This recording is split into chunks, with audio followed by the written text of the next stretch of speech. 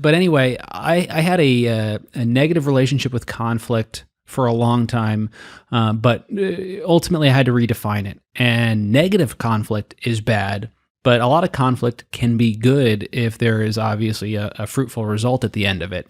So the first thing I would say to you is reshaping your view of conflict. My brother is an 8, and so he loves conflict. He's probably energized by that whole process. For sure. And for me, it's very draining. So the first thing you have to understand is that in a customer service role of any type, you are going to deal with conflict day in and day out. You have to be comfortable that sometimes it's going to have a negative outcome and sometimes a positive. Your goal is to create a positive one. The second thing, and what I think you're really trying to say is, I'm having negative conflict and it creates anxiety for me. I feel overwhelmed on how to handle this angry customer. And at the same time, I don't want to lose my job because I snap at them on the phone. So my candid advice is a couple things.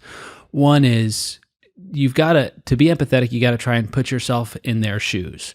So you've been in a spot before where you've been upset or frustrated, and it doesn't feel good to be in that space. So if you were a friend and your other friend looked upset and frustrated, you'd probably ask him what's going on and listen to him and draw out what was really behind the issue for them.